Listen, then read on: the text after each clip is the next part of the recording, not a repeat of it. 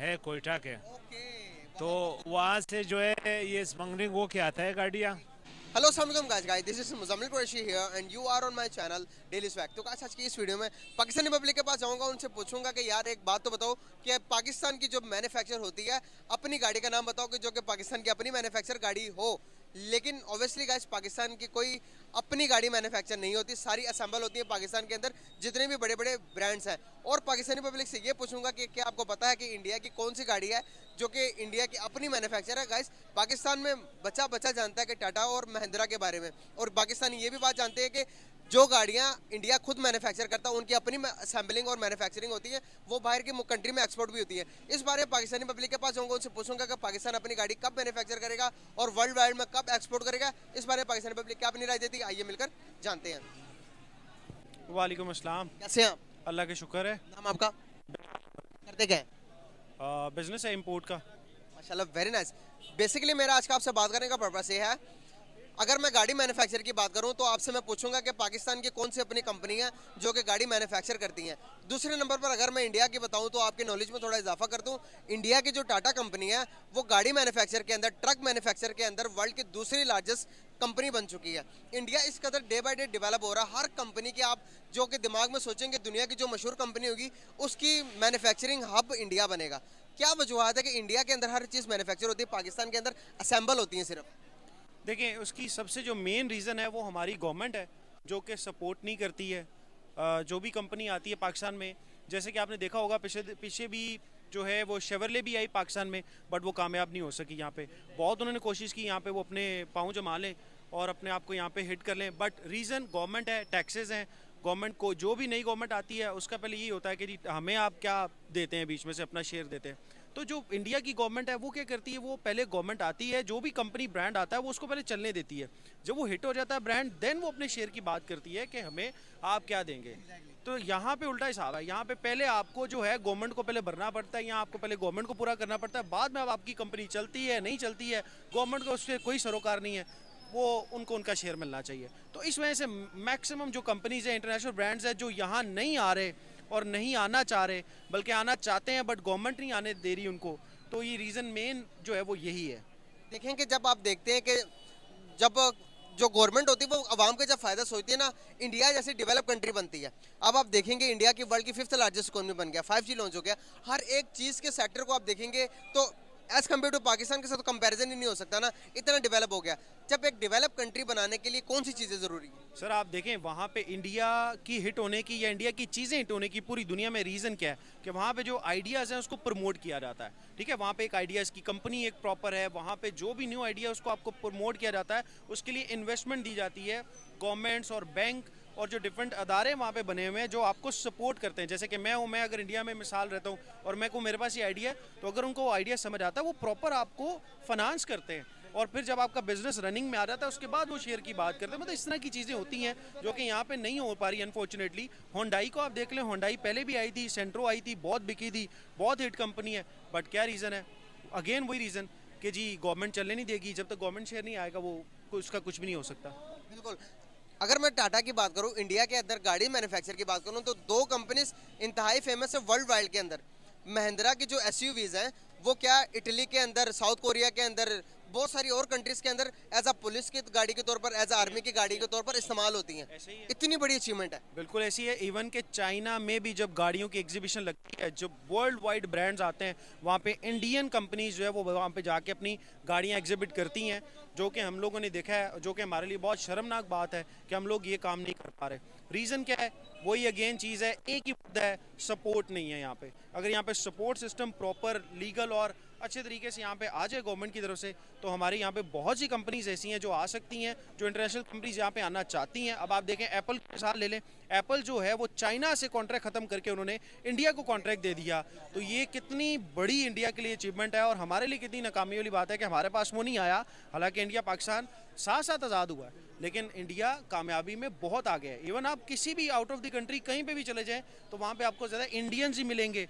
Literally सी वो जो इसका जो होता है पढ़ाई का रेट, लिटरेसी रेट जो है वो इंडिया का बहुत ऊपर है, बहुत ऊपर है। इसी बात का अंदाजा लगाएं कि अमेरिका के अंदर मल्टा नेशनल कंपनीज के अंदर सीईओस आपको मिलेंगे सारे इंडियंस। गूगल की बात कर ले, ट्विटर की बात कर ले, और बहुत सारी कंपनीज की बात करेंगे तो आपको इंडियन से मिलेंगे एजुकेशन के तौर पर। अगर मैं बात करूं यूएई कंट्रीज़ की, यूएई ने अभी स्कूल बसेस का ऑर्डर दिया था जबकि 15,000 बसेस थी इंडिया को।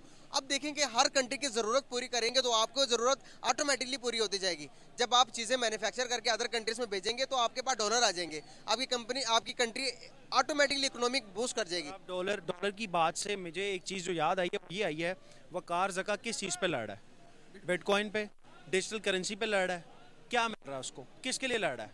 ये इसलिए लड़ रहा है कि पाकिस्तान का, लेकिन यहाँ पे वही इशू है, वो जो सिस्टम है वो इस चीज़ को चलने नहीं देता, एक्सेप्ट ही नहीं करने देता, एक्सेप्टेंस है ही नहीं यहाँ पे कोई। और डिजिटल करेंसी से जितनी बाकी मुल्क हैं वो कितना तरक्की कर चुके हैं, जिन जिन लोगों ने भी इन्वेस्ट किया है या जिस जिस मुल्क ने उसका साथ दिया इन्वेस्टर्स का, तो वो आज मुल्क कहाँ पे है, वो लोग कहाँ पे जिन्होंने इन्वेस्ट किया हुआ था। ठीक है, लॉस एंड प्रॉफिट साथ साथ है, मार्केटिंग की वो सारी चीज़ें स्ट्रेटजीज होती हैं, बट एक नई चीज़ को उन्होंने एक्सेप्ट किया। तो अभी तक डिजिटल करेंसी को एक्सेप्ट लीगल, इंडिया ने लीगल करार दे दिया और गवर्नमेंट ने अपनी कुछ शेयर्स रखे हैं। अगर आप कोई भी लेन देन करेंगे उसमें से इतना शेयर गवर्नमेंट का, और अभी इंडिया ने अपनी लीगली करेंसी बना ली है, ठीक है, आरबीआई के नाम से। वो लीगली करेंसी इंडिया की अपनी करेंसी है जो कि वर्ल्ड वाइड के अंदर मुतारफ करवाई। देखिए गवर्नमेंट पढ़ी लिखी गवर्नमेंट हो तो ये काम करती है। हमारे गवर्नमेंट को पता ही नहीं है बिटकॉइन क्या होता है। यहाँ पे आप किसी से पूछ लें, किसी से भी, जो भी ओहदेदार है आप उससे पूछ लें, तो आप पहले पूछें कि बिटकॉइन है क्या या डिजिटल करेंसी है क्या, आपको तो उसके बारे में कोई प्रॉपर आंसर ही नहीं मिलेगा ना यहाँ पे।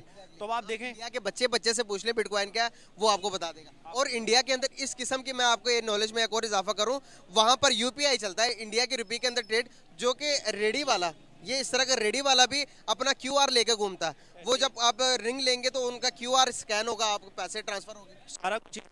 इवन कि मेरा 2018 में चाइना विजिट हुआ तो मैंने वहाँ पे देखा वी चैट चाइना में चलता है। वी चैट एक ऐप है व्हाट्सएप की तरह, वहाँ पे आपने कोई रेडी वाला इसी तरह ही है, कोई चना भी बेच रहा है, कोई समोसा बेच रहा है, कोई भी चीज़ बेच रहा है, वी चैट के थ्रू पेमेंट हो रही है, क्यूआर कोड स्कैन होता है और पेमेंट ट्रांसफर होती है। जो उनकी चाइनीज़ आरएमबी करेंसी है उसके अंदर आप पेमेंट ट्रांसफर कर देते हैं। मतलब मनी, जो पेपर मनी है उसका तो उन्होंने कॉन्सेप्ट ही 2018 में मैं गया था तब खत्म कर दिया हुआ है। आज का आपसे बात करने का पर्पस ये है कि आपको मुझे बताएं कि पाकिस्तान की अपनी गाड़ी मैन्युफैक्चर कंपनी कौन सी है।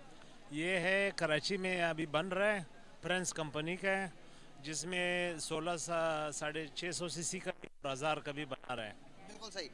तो अगर मैं बात करूं कि पाकिस्तान की कंपनी जो गाड़ी मैन्युफैक्चर, कौन सी कंपनी होती है, कौन सी कंपनी की गाड़ियां मैन्युफैक्चर होती है पाकिस्तान के अंदर, इसमें मैं बात कर रहा हूं कि जो निजी कंपनीज हैं, टोयोटा करोला, उसके बाद दूसरी जो सी गाड़ियाँ, अगर मैं बात करूँ सुजुकी की, बेंटली, कोई भी एक गाड़ी मैन्युफैक्चर होती है पाकिस्तान में।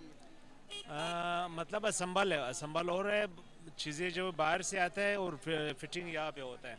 आप क्या कहेंगे? जी साहब जो कह रहे हैं बिल्कुल सही है। सबसे पहले तो मैं आपका शुक्रिया अदा करता हूं कि आपने मेरे साथ सवाल किया और आपके चैनल का, रॉयल का। तो ये जैसा अजीत साहब ने कहा, अभी 3-4 जो है कराची में लॉन्च हुई है, बल्कि 2021 में लॉन्च हुई है। तो ये जो अजीत साहब ने कहा 10.5 लाख रुपये भी है और 12 लाख रुपये भी है। इसमें कंडीशन में फ़र्क है, एक सादा होता है, एक मैनुअल होता है, इस वजह से। तो अगर मैं बात करूं अपने पड़ोसी मुल्क इंडिया की, तो इंडिया के बारे में आपको थोड़ी बहुत इन्फॉर्मेशन है गाड़ियों की कि नहीं? सर इंडिया तो हम लोगों से बहुत ज़्यादा आगे है। इंडिया हम लोगों से बहुत ज़्यादा आगे है। इंडिया में तकरीबन मेरे हिसाब से, मैंने जो नेट खोला था, कम से कम 18-22 कंपनियां हैं वहाँ पे। एग्जैक्टली। आपको इतनी नॉलेज कैसे है गाड़ियों के बारे में? सर ये नॉलेज तो नहीं है, आजकल तो नेट का दौर है, जिस चीज़ को आप चाहे आप यूज़ कर सकते हो, इस्तेमाल कर मालूमात ले सकते हो। बिल्कुल सही है कोयटा के, तो वहाँ से जो है ये स्मगलिंग वो के आता है गाड़ियाँ, समझ गया। नॉन कस्टम गाड़ियाँ जो उनसे हर किसी जापानी गाड़ी का नाम लेंगे वहाँ पर मिलेगी। उधर आपको अच्छे से अच्छा गाड़ी भी मिलेगा। यहाँ पे जो 1.5 करोड़ रुपए की गाड़ी है वो आपको 30 लाख में मिलेगा वहाँ। बिल्कुल सही बात है। और मुझे लाना जो है बिल्कुल कोई मसला नहीं है। चेक पोस्ट पे सब जो है अपना हिसाब लेके पंजाब छोड़ देता है। ठीक है वन जी, आप सुना? अल्हम्दुलिल्लाह मैं भी ठीक। नाम आपका? करते क्या? मैं गवर्नमेंट जॉब से।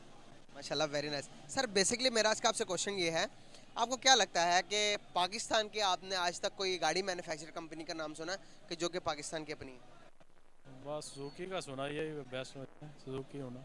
सुजुकी? हाँ जी। ये सुजुकी जोन से आप सिटी आल्टो सुजुकी है या दूसरी है? सर ये पाकिस्तान की अपनी है? हाँ जी।